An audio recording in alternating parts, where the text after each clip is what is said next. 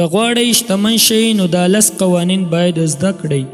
اول، که ستا عاید د شتمنو خلکو په څیر نه وي، لګښت دې هم د هغوی په څیر مه کوه. بېځایه مصرف د فقر سبب کیږي. لومړی عاید لوړ کړه، بیا لګښت وکړه. له بېځایه ځان ښودنې نه ځان وساته. دویم، پیسې وساته خو هسې ساتل هیڅ معنی نه لري.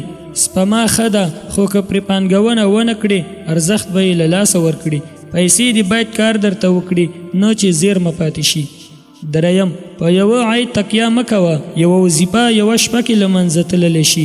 شتمن خلک له څو برخو نه عایداتي سرچینې لري. څلورم، زده کړه چې پیسې ستا لپاره کار وکړي. غریب خلک د پیسو لپاره کار کوي، شتمن خلک پیسې په کار اچوي. پانګونه او تجارت د مالی ازادۍ کلیانې دي. پنځم، داسې پور مه اخله چې تا بېوزله کړي. پور دې باید شتمني جوړه کړي، نه چې تا تباه کړي. د موټرو، رخصتیو یا لوکسو شیانو لپاره پور اخیستل تا غریب ساتي. شپږم، ستا چاپیریال ستا مالداري ټاکي. له هغو خلکو سره اوسه چې هدفونه لري. شتمن خلک د فرصتونو خبرې کوي، نه د خلکو غیبت.